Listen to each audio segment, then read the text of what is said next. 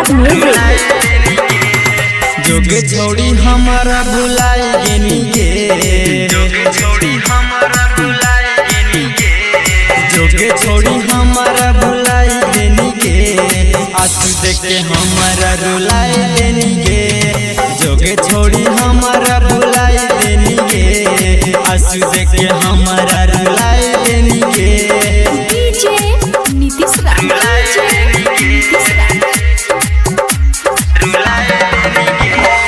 मंगुरा Nawada.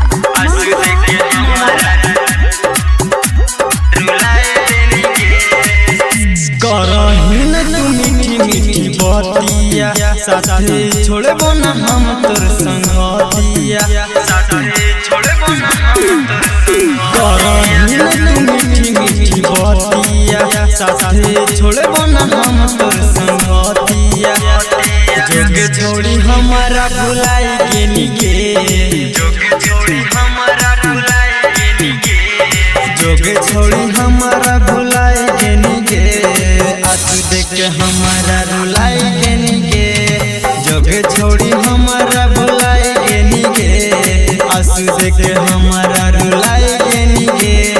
DJ Nitish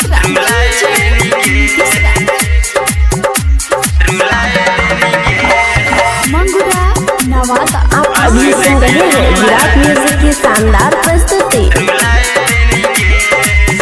याद कर तू बचपन के प्यारे के, कैसे भूल गनी हमर तू जाने के, कैसे भूल गनी हमर तू जाने के, याद कर तू बचपन के प्यारे के, कैसे भूल गनी हमर तू जाने के, सूरज है गोलुआ के गेनी समझाइए, सूरज है गोलुआ के गेनी समझाइए, सूरज है गोलुआ के गेनी समझाइए, आंसू देख के हमारा रुलाई गेनी गे, जोगे छोड़ी हमारा भुलाई गेनी गे, आंसू देख के हमारा रुलाई गेनी गे।